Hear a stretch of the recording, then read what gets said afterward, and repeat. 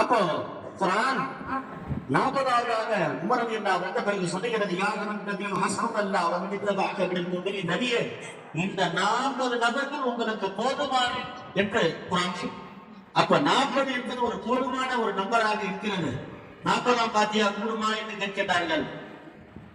தஃசீர் இப்னு கஸீர் போட்டதில் யூசுப் அலைஹிஸ்ஸலாம் பற்றி வருகிறார். யூசுப் அலைஹிஸ்ஸலாம் அவர்கள் தன் தந்தை மறைவுக்கு பிறகு யாக்கூப் அலைஹிஸ்ஸலாமுடைய மறைவுக்கு பிறகு 40 நாட்கள் அவர்களுடைய புனிதமான வேலியின் மீது அத்தனை பூசினார்கள் என்று வருகிறது. கபர் மேல கிடையாது. அதாவது 40 நாட்கள் அவர்களுடைய புனிதமான உடலின் மீது யூசுப் அலைஹிஸ்ஸலாம் அத்தனை பூசினார்கள் என்று ரிவாயத்தில் வருகிறது. அந்த 40 நாட்கள் பிறகு தான் தாவீத் என்று பட்டியலை வைத்தார்கள் என்று தஃசீர் இப்னு கஸீர் போன்றதிலே பதிவு செய்யப்படுகிறது. இப்ப நான் எதற்காக சொல்கிறேன் என்று சொன்னால் 40 என்பது நாம் கொண்டாடுவதற்கு ஆதாரமாக இருக்கிறது. எனவே மூமினான நிலைமையில் ஈமானுடைய நிலைமையில் நம்மை விட்டு மறைந்திருக்கிறார். எந்த நிலைமையில் போனார் என்று பார்க்க கூடாது. ஈமானுடைய காலத்தில் போயிருக்கிறார். அப்ப மூமினுடைய நிலைமையில் போய்விட்டார். எல்லா சிறப்பும் கிடைத்து விட்டது. அத்துனியா சஜனுல் மூமின் என்றார்கள் நபி. சிறை சாலைகளில் கண்ணியமாக வாழ்ந்திருக்கிறார்கள். அப்போ அவர்கள் போன இடம் இருக்கிறது. அது ரொம்ப உயர்ந்த மறுமையுடைய வாழ்க்கை. அன்பிலும் கொலைத்தும் ஆகிறார். அப்ப மூமினுக்கு தான் மறுமை இருக்கிறது. அப்ப அந்த இடத்துக்கு அவங்க சிறப்பாக வாழ்ந்தார்கள்.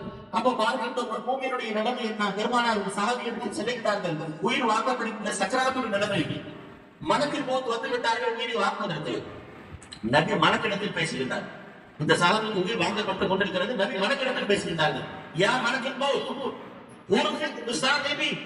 என்னுடைய தோழர்கள் இந்த உயிரை வாங்க போகின்றீர்கள். மென்மையாக மெதுவாக அவருக்கு எந்த ஒரு கஷ்டமும் ஏற்படாமல் நீங்கள் உயிரை வாங்க வேண்டும். காரணம் என்ன? மூமினும் அவர் என் மீது பிரிய வைத்திருக்கிறார். அவர் அல்லாஹ்வின் மீது நம்பிக்கை வைத்திருக்கிறார். அவர் மூமினாவை இந்த உலகத்திற்கு போக போகின்றார். நீங்கள் மிருகவை கையாளுங்கள் என்று உயிரை வாங்குகின்ற மனதிற்கு நபி சொல்லுகின்றார்கள். அப்ப மனக்கு பேசுகின்றார்கள் நபியிடம். யாரை சொல்லலாம்? இந்த சஹாபி மட்டும் கிடையாது, இந்த அவனுடைய குலம் மட்டும் கிடையாது.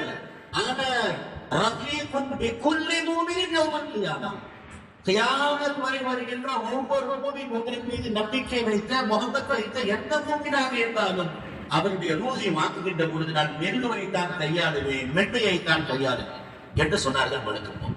எனவே அப்படிப்பட்ட நிலைமையில் நம்மை மட்டும் மறைத்து விட்டார்கள்.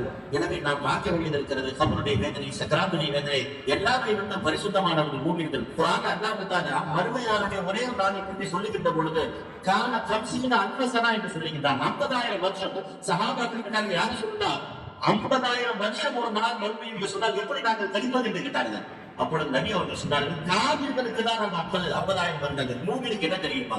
யோகல் கியாமத்தி அலல் முஃமினீன கத்ரி மா பைன ظுஹரி வல் அஸ்ர் என்று சொன்னார்.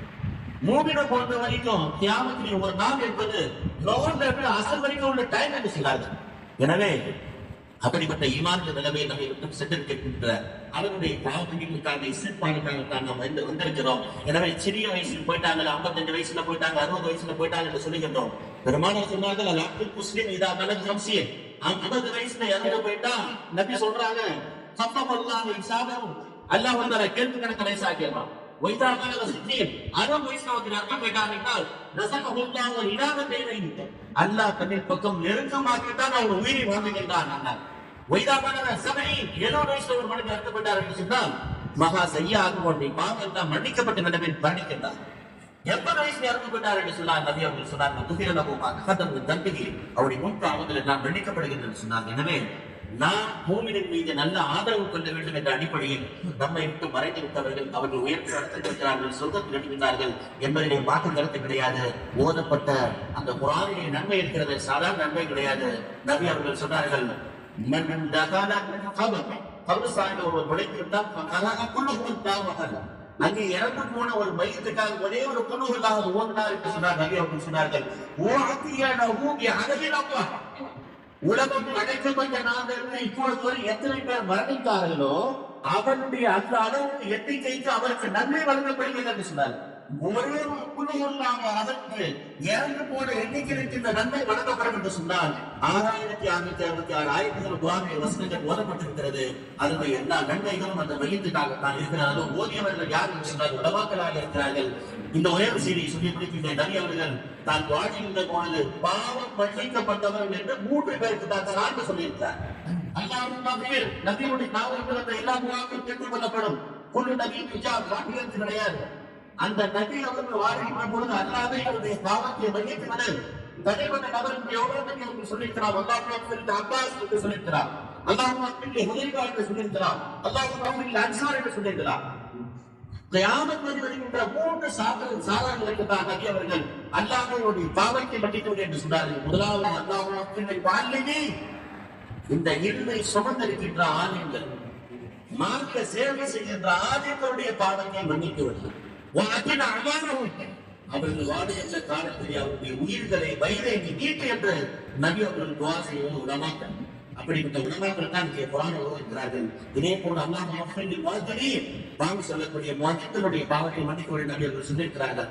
அல்லாஹ் மஃபில் முஹஜ்ஜின் ஹஜ்ஜிலே உம்ராக்களிலே யாரெல்லாம் அப்படியே கலைகின்றார்களோ விட்டுகின்றார்களோ அவருடைய பாவத்தை மன்னிப்பு என்று சொன்னார்கள். எனவே அப்படிப்பட்ட புனிதமான உலமாக்களுடைய இந்த ஓதுதலின் மூலமாக அல்லாஹ் தஆலா அன்னாருடைய பாவங்களை மன்னித்து சொர்க்கத்திலே உயர்ந்த சொர்க்கமாகிய ஜன்னத் ஃபிர்தௌஸ் எனும் சொர்க்கத்திலே அல்லாஹ் தஆலா அவருக்கு இடம் கொடுத்து அவர்கள் இருக்கின்ற அந்த சந்தோஷத்தை திருப்தியை அல்லாஹ் தஆலா இந்த குடும்பத்தாருக்கு கனவின் மூலமாக காட்டுகின்ற வாக்கியத்தை தருவானாக. அவர்கள் வாழ்கின்ற காலத்தில் என்ன நன்மைகளை நன்மை செய்தார்களோ அதே சேவைகளை அதே திருப்பத்துகளை அந்த குடும்பத்தினர்களும் பின்னால் தொடரக்கூடிய வாக்கியத்தை அல்லாஹ் தஆலா நான் மறுமையிலே அவர்களோடு இப்போது கூடியிருப்பதை போல நான் சொர்க்கத்திலே அவர்களோடு இருக்கின்ற வாக்கியத்தை நம் அனைவருக்கும் தருவானாக. அல்ஹம்துலில்லாஹ்.